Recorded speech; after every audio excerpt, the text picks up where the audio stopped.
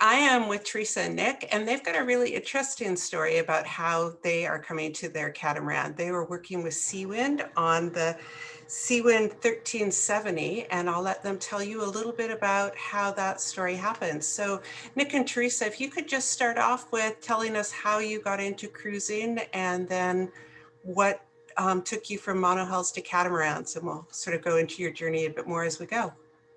Yeah, so we started sailing back in the UK. Nick started about 15 years ago, and I started when I met Nick, so 10, 11 years ago. And we were just weekend sailors. We used to be part of a club, and we would do kind of weekend cruises and races, and it was all just kind of very low key, just fun. And we were at the time thinking about making a lifestyle change, and perhaps doing some traveling, taking a sabbatical. We lived in London at the time, so we wanted something that would give us a little bit more time to ourselves and be a little bit more authentic to what we thought was important in life. And the two kind of merged into one idea, which was that we would move onto our boat and sail. At the time we would sail around Europe, and that kind of plan progressed to perhaps sailing around the world.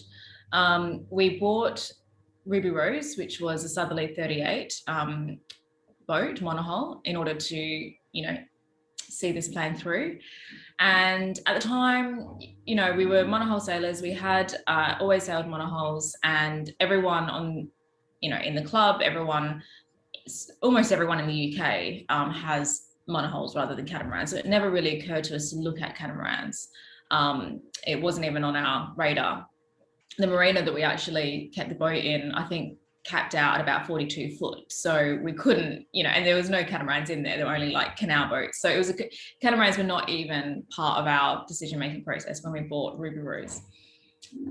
So in 2015, we finally set off and we sailed Ruby Rose down from the UK, across the Bay of Biscay, down the Atlantic coast of Spain and Portugal. We ended up in Morocco and the Canary Islands. And then in November that year, we crossed to the Caribbean. So we did our first Atlantic crossing. And we then spent 2 years kind of sailing essentially from the Caribbean up to the US East Coast, and then back down to the Bahamas, and then up to Bermuda. So we kind of went up and down a little bit. And then in 2018, 19? 17. I don't know. I can't remember. I think it was 2000. It was a few years ago. It was 2 years ago, I think. Lost track of time. We crossed back to Europe. 3 years ago, yeah. 3 years ago we crossed back. That's right, thank you. And we have been sailing in Europe since, and we sold Ruby Rose in September last year.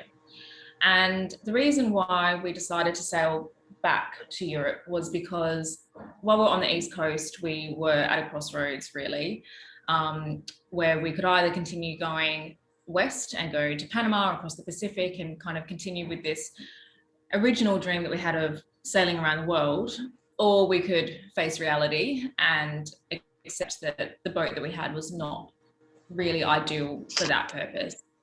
She was a great boat. She was fantastic for what we had done so far, but we knew that going to more remote areas, continuing to do these long ocean crossings, the boat was perfectly capable, but it wasn't the boat. It wasn't the purpose that the boat was built for, and therefore there were compromises to be made. And we had to decide whether to continue to live with those compromises or sell Ruby Rose and buy something that was built for the purpose that we actually wanted to use the boat for. And during that decision-making process, we decided to go from a monohull to a catamaran, not because catamarans are inherently kind of more suited to long distance cruising or anything like that, but partly because we had been on board so many catamarans by that point, because we've been in the Caribbean for several years, and there were so many catamarans there, and we'd go for sundowners on a friend's beautiful catamaran, and we thought to ourselves, wow, like they really know how to live, these big cockpits and everything just seems so spacious and stable. And then we'd like dinghy back to our boat and think, oh, I'm not so sure that we're doing this right. But we had the opportunity to change the boat, of course, and we thought, why not change to a completely different type of boat? You know, I mean, both still sailboats, I guess, but you know, we thought it would be a different experience going from a monohull to a catamaran, and we just really wanted to embrace the opportunity to try something new. And so that's when we started our research into catamarans. And we thought it would be easy. We thought we'd just jump on board one and think, oh yeah, this is nice, and away we'd go. And it turned out to be so much more complicated than that. And I'll let Nick pick up on that bit. Yeah. So yeah, can you tell us, what did your research look like? How many catamarans were involved? And then just sort of walk us through a little bit about what that was like. So we actually started with zero knowledge, which is a pretty good place to start, because you learn as you go along. We ended up putting 19 reviews out, probably one for each major brand on the market. I think we filmed about 22 boats, and we didn't put 3 reviews out because they were almost doubled up of, you know, a smaller version of one model. And I think that the thing that kind of struck me is that a couple of things. Firstly, it's when you go to a boat show, you see these beautiful white machines, you know, they look amazing on the dock, but you scratch the surface and there is a huge, the gulf between one brand and another brand is huge. So there are certain brands of catamaran, which will remain nameless during this interview, that I think are just really, really poorly made. And not just individual models or individual hull numbers, but just across the brand. And these boats in many cases are just more suited to charter. And that essentially means that, you know, they're not meant to do big ocean passages. They're not, while they may be category A rated offshore vessels, they're not really built for for doing these big passages. And if you go onto the owners' forums, a couple of things becomes apparent, that there's a very big gulf between what boat you get from the factory and then what you have to do to the boat to make it livable, or to make it, you know, to get it to a level where you're happy to take it offshore, you know, upgrading, you know, blocks, tackle, you know, lines, sails, because what gets shipped is shipped to make the boat cheap, but not, you know, necessarily a quality boat. The other thing that kind of became patently obvious to us is that some brokers don't actually sell boats that are of benefit to their customers. The brokers sell the boats that are of benefit to the brokers. And this happens, and we found this across the board through people telling us this, but also by talking to brokers. And, you know, there was a time before people really knew what our channel was. You know, our following was about 50,000 subscribers when we started this journey. But you'd have phone calls, you know, semi-anonymously with brokers, and they would tell you just essentially a pack of lies about what was required. We had, you know, and I have a litany of examples that I can give you on this. But for example, when we were in a marina in Western France, in La Rochelle, which is where a couple of brands of catamarans are launched. And we met a really lovely Canadian couple who had, they'd bought a boat and bought it from a European broker, because when they went to the US broker, and I'm trying to avoid keeping the name of the catamaran out of, you know, this interview, said the minimum size you need for 2 people to live aboard is 50 foot. You need a 50-foot catamaran. You need to have A, B, C, D, and E, a large 8.5 kilowatt genset, and all these other things, which to me were completely unnecessary. And then what happened was they were I think they were both airline pilots, commercial pilots. And very experienced. Very experienced. And they turned and said, actually, no, we don't need this at all. They ended up going to a European broker, because the European broker said, no, you don't need a 50-foot catamaran. A 40-foot catamaran will be exactly what you need. And you don't need a genset, and you can go with renewables. And they actually, because they weren't treated as idiots by the broker, they went to the European broker and had the boat shipped to Europe. So there's a lot of misinformation out there. And honestly, I think that from our point of view, our allegiance is to the 130,000 people that follow what we do, not to the brokers. And unfortunately, there is no way of going around this process without, you know, making some ripples in the catamaran, in the world of boating. And so as we did these reviews, there were a lot of features which, and let me just make this absolutely clear. I'm not an expert and nor am I a surveyor. This literally is my opinion. But if I was to say, look at the tie rod system between rudders, between 10 boats of different brands, I can tell you which one looks inferior to me, in my opinion. So this isn't us filming and saying, well, I can see this, this, and this after the fact. We are literally just taking a camera around and videoing what we can see in boats at boat shows. Now, at this point, there was some interest in us working together with catamaran manufacturers. And people were starting to become aware that as we put these reviews out, they were making a stir in the market. So we got talking really organically with Seawind catamarans about this, and they said, look, we can see what you're trying to do.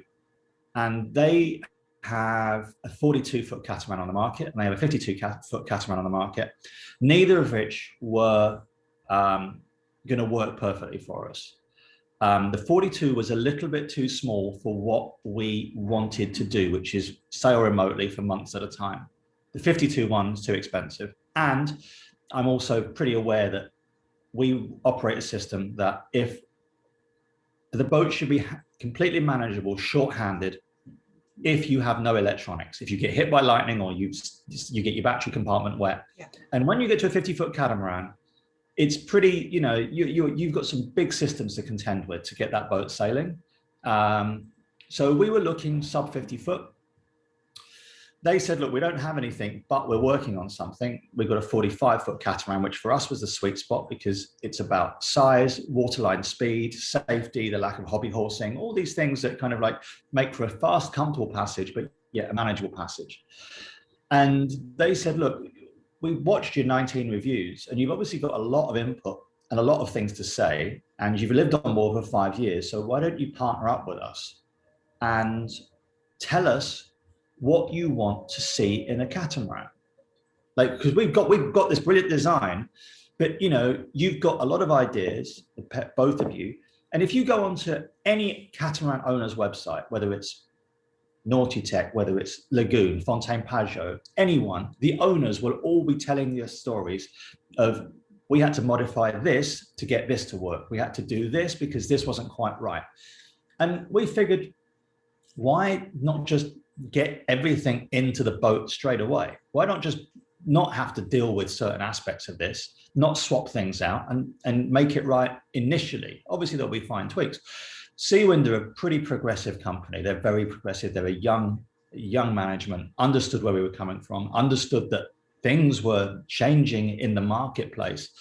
And I might just add that Seawind had a track record of having very good, close relationships with their customers, partly because they have not always been a massive company. They started off quite small in Australia under Richard Ward, and it was up until quite recently where Richard, the CEO, knew the names and knew in person almost all of the owners. So it was kind of this really fantastic relationship that we thought for us, it represented what their values were. Like the fact that they had this fantastic two-way relationship with their customers, to us, that was really important, because it kind of showed to us how much importance they placed on A, customer service, but B, just having that continuous conversation with their customers to try and build a catamaran that was best suited to the customer's needs. Yeah.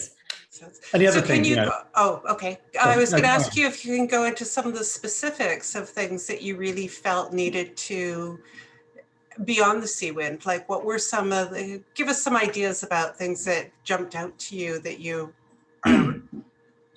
So we went to Seawind with 57 wants and needs. Okay, cool. For the liveaboard catamaran. We're not naval architects, so this has got nothing to do with performance. It has got to do with, or like structure or anything. And it is to do with how a liveaboard should be, what a liveaboard should look like. Right. So from our point of view, we didn't want a genset, so we had to work very well with renewables, so power management was a whole section. Other things, for instance, Terysa's 5'2", I'm 5'9". you very, very rarely find a helm seat or a helm position that will accommodate both those sizes. Very true. And so you're looking at these boats, you get into these boats, and I'm like, oh, this is a nice helm position. Teresa's like, I can't see. You can't see above the cabin, yeah.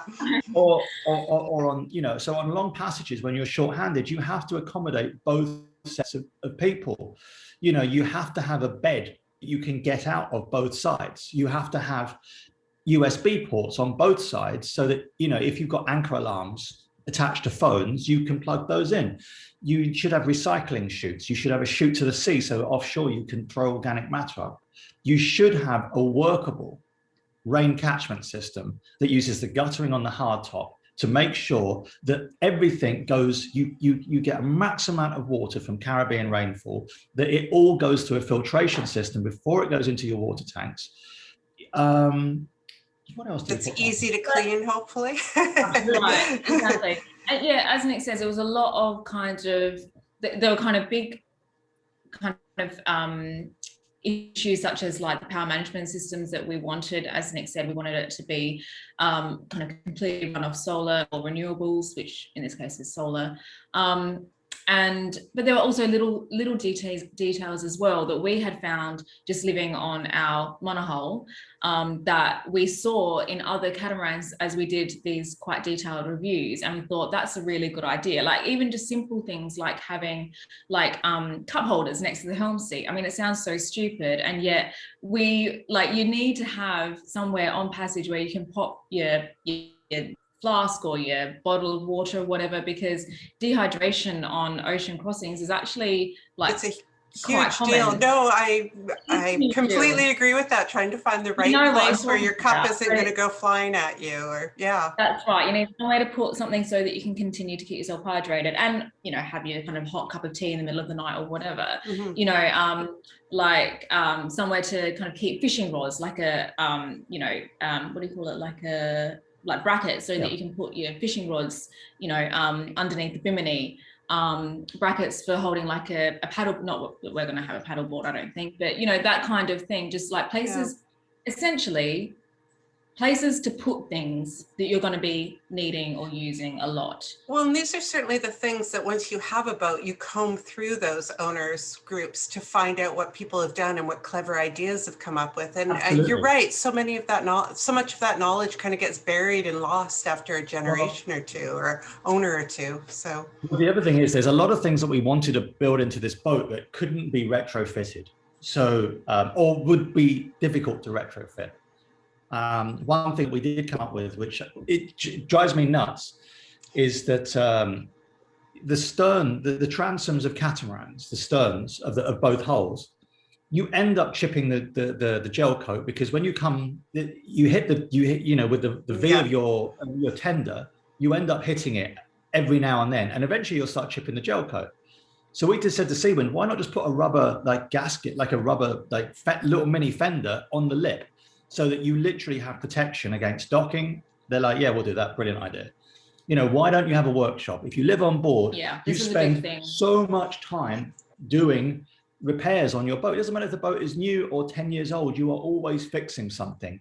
And PDQ 36 had a workshop in one of the back hulls initially, for the same reason. And this is the thing, this is what a lot of owners do, is they convert an existing cabin to a workshop, or I've seen before, people are converting, like, for example, if they've bought like a charter boat, like one of those 4-cabin, like shower room heads kind of arrangements, they convert like one of those areas to a workshop. But we didn't want to do that, because we wanted to protect our master hull, and we wanted to protect our 2 other cabins, because we wanted to be able to have 2 other couples, or at least 4 people who are happy to share a bed, as crew. So on long ocean crossings, we are able to take more crew and therefore get more sleep and be less tired and that kind of thing. So we wanted the workshop to be an independent area that didn't encroach on any other part of the boat. Because years of Nick literally having to upend, probably what I'm talking about, the entire contents of the boat just to get to one spanner or one replacement item or whatever. It was ridiculous, and the entire boat's in a mess. So from our point of view, designing a workshop, building a workshop into an existing cabin there's a series of compromises that have to occur. Building a workshop initially, and the workshop in our boat, and it's rolling out to all the boats, is the forepeak of the starboard hull. Okay. So it Which is the guest hull. It can work as a single berth, but essentially there are things that, for instance, are super useful. It's at a height that you can sit down and work. Seawind said, do you want to sit down or stand up and work? I said, look, really, most of the work that we've done on the boat over the last 10 years has been fiddly work. It's not big work with a hammer. It's soldering like broken components. It's fixing a clock, trying to put a barometer back together. It's like, so I need to be able to solder. I want power sockets in the right place. I want a good lighting source. And that to us means 2 articulated lights, 1 each side, so that you don't cast shadows, so you can see what you're doing. They have then taken that and said, look, what we've done is we've made a little recess, like a little gutter in the floor, like a pan, so that if you do spill fluid, it's like if you are taking apart something, it all holds, so you're not going to end up washing hydraulic fluid or or oil around. Rubberized matting, a vise, small height drawers to keep tools in, things that are needed from a workshop. And to try and retrofit a cabin to do that is pretty difficult. The best example I've ever seen on that was on the Maverick 440 that was actually had a workshop in it.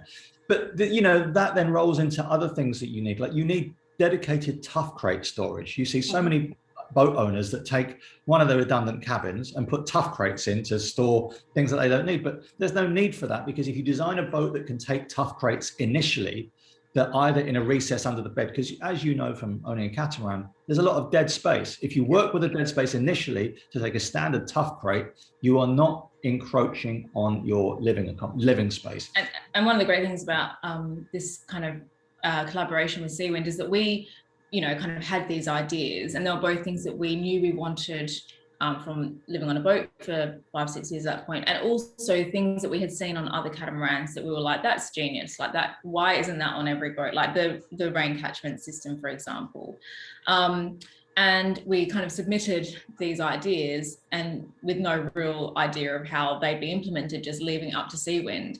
And they have come up with some absolutely fantastic, like genius solutions that never would have occurred to us. And this is what is so great, is that we kind of, it feels to us like a true collaboration, that they have come forward with they're really clever, and they have their ideas and we have our ideas, and they kind of come together to create something that we think and we hope will be so well received and so kind of well suited to all the owners that are lining up to buy this boat. Cool. So have you got a sense of how its performance, have you been involved in that aspect of things? Not the performance. No. Well, no. So the performance is done by the naval architects. We have been because they've managed to get a 2-ton payload into this boat. So we can load it up with 2 tons, which is, we're not going to get anywhere near 2 tons because we're going to be pretty. Not that fast. But, we will. It's designed as a performance catamaran. So we're looking at fine hulls, pretty lightweight, strong foam core, like vinyl ester, vinyl ester and epoxy. She's going to be light and fast. And we did a whole series with the naval architect on how to make a strong, reliable catamaran. So, again, once we got past this stage, we then kind of moved on to trying to understand what they were building for us and why they were building it in a certain way. So, and we've passed all this on to our followers. And, going back to what Terysa said before, just intelligent design. Richard Ward is a really innovative designer. And even, he started building these boats 30 years ago. But even today, you look at things that he put onto a boat 30 years ago and think, well, why is no one else doing this? Why is no one else doing something so simple and so clever? Example, when we first got on the Seawind 1260, on one of the stanchions, there was like, at the top of the stanchion, there's a little like stainless steel kind of like loop, like a U-bend, like an inverted U. Mm-hmm. And I said, what is that for? Like, why have you got that there? Is it like a hook for something? He said, no, it's the breather vent for the fuel tank. So we actually run and you just think, well, it's just clever. It's such a clever thing. And then when we went to them and we said to them, look, I know it sounds like decadent, but we've lived on board for 5 years. We want a washing machine on this boat. You know, go into a laundrette. As you know, if you live on a boat, like doing your laundry is a whole day thing. It's a day of your life. It's a project, yeah. Yeah, exactly. Or like once every 3 weeks. So you're like living in dirty clothes for weeks on end until you can get to a laundromat, or washing them like in yeah. And so they cost a fortune, and right. Yeah, absolutely. So they built a laundry in, and they've got to try and find a space for a washing machine, and they built it in one of the heads, which is where most of the washing machines live on catamarans. But what they did, there's a shelf that kind of like sits up in front of the washing machine, which then folds down onto a ledge to give you a laundry folding shelf. So number one, when you take your laundry out, it goes onto this shelf, which is folded down. But secondly, that shelf is above the heads, so that if you drop something, it doesn't go down the side of your toilet. It literally is there. So you just think, well, how intelligent is that to kind of think of a solution to a problem that you don't even know exists? And that is why we love them. So going forward to what you asked was, how has this all worked out for us? So Seawind essentially said, look, we're giving you our marketing budget to kind of, to work with us. That was the quid pro quo. You work with us, you showcase this boat, you tell us what you want. And they took a huge risk on doing this. We signed with Seawind in November 2019 to form this partnership. In January 2020, so I went to Dusseldorf to talk to the managing director of Seawind, and amongst other things. And I said to him, I said, look, we're going to announce the boat that we've chosen in July, so 6 months from now. And then it's going to be another 14 months until our boat is built. So between us announcing the boat and us getting our boat, you have been doing this for many years. How many boats are you going to sell? How many hulls are you going to sell to people? And he said, I think he said 14. He said 12 or 14. Let's go with 14. So he said, look, we're going to 14 hulls. We're good. That's brilliant. So anyway, fast forward a few months, COVID, fast forward a few months, no boat shows. We announced the boat, I think, on the 9th of July, 2020. And there was a huge buzz about it. We kind of like, everyone was really anticipating. There was a lot of online betting about what we were doing, and a lot of online kind of like. That's funny. And they sold 30 hulls in a week. So that's amazing. That's really, So, and then it slowed down a little bit, because essentially Seawind were going to build 6 boats a year. So by the time they'd sold 30, that was their 5-year allotted target. So they're like, well, we can't get you a boat for 5 years. But it didn't stop. They're now up to hull 55. And no one has seen this boat. So they've got 55 hulls, and already deposits paid for, already people signed up, because people understand the value of intelligent design going into a boat that is designed for liveaboards, not designed for someone to, because if you own, say, I'm not knocking anybody, if you buy a production catamaran off plan, you buy a new one, you've got to probably put another 100,000 into it to get it livable. That's just what everyone that's what everyone accepts. And the other thing is, and this incenses me, like there was a brand of catamaran, which will remain nameless, where I went through the options lists of buying the new boat. The generator, the genset, which people tend to want, it was 30,000 euros plus tax. So that's another 20%. You're looking at 36,000 euros.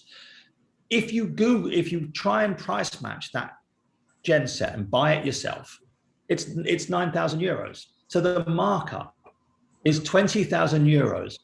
And essentially a genset, you need what, 2 skin fittings and a marine electrician and somewhere to put it. But the mounts for it are probably already installed in the molding. So you're in a position where manufacturers, you're thinking, well, why are you charging so much for this? And one of my bugbears with gensets is that of all the anchorages we've been into, all the friends that we've got in sailing, there's always, at least once a week, someone will say, oh, genset's playing up. Genset's chewed through an impeller. There'll always be someone on the back of the boat, sweating, covered in grease, trying to fix their genset. It is the #1 repair that people are doing because they're so reliant on gensets. So when Seawind said, look, we've got a boat, you don't really need a genset. And we're like, well, how do you not need a genset? And I said, well, look, we're designing it from scratch. The technology for solar panels has changed massively. Yep. So now we have extended the hard top back a little bit by about, I'm not sure how much, but we can now get 2 kilowatts of solar panel onto that roof for you. Wow. Okay. So you think 2 kilowatts, okay, that's good. Then number 2, Mastervolt have got these new systems, these new alternators that knock out 200 amps.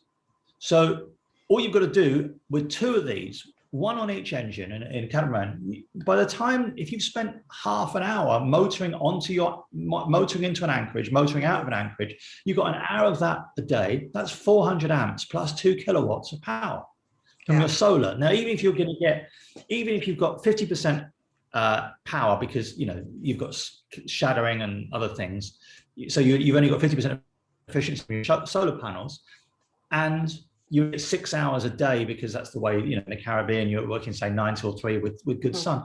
You're still charging your batteries. Yeah. And just technology, don't do laundry that day. Reliable. but the point is that the washing, we've done the calculations. Yeah. Our washing machine runs at 1400 watts. Wow. Okay. So you can run it with full solar. You can run it. Or what you do, as we used to with Ruby Rose, if you want to run something that's pretty intensive, you just put the washing machine on when you're motoring into your anchorage. It's literally a timing issue. And there's a lot of new technology which is super reliable that's coming forward, which isn't a safety thing, but for instance, aircon. A lot of people say to us, well, how can you have aircon on a boat? The new systems, as you know from living on a boat, what actually the power spike from air conditioning is when it starts up. You've got this kind of huge current draw, which as you start up, which is like 20 amps. And so but now the new systems don't have that anymore. So we can run aircon just using lithium batteries. Oh, wow. Okay. So what it's the point where, we've got this new boat, electric oven, microwave, all the, anything. We've got 3.5 kilowatts inverters, so we can run most AC systems. There's no need for a genset, no need for the expense, no need for the weight, no need for the frustration with maintenance. Yeah. And I think from our point of view, all these customers sat there and went, yeah, you're right. Mm. And now, I said 55 hulls, deposits paid. Seawind literally last week opened a new factory in Vietnam to upscale production. Okay, I was going to ask how they're going to get them all done. But there's they've got a brand new factory. Wow. Okay. You can't buy any Seawind now for 5 years. They are completely booked up. So it's a brilliant journey. We're still, on part of that journey. We're nowhere near the end. We will take delivery of our boat at the end of this year. And, our plan is to showcase this boat, refine any little bits that need to be refined, and show it to the world. Well, it sounds like it's going to be a fantastic journey. I'm really looking forward to seeing the boat and following along. And thank you so much for talking to us about it today. Always a pleasure. Appreciate the time.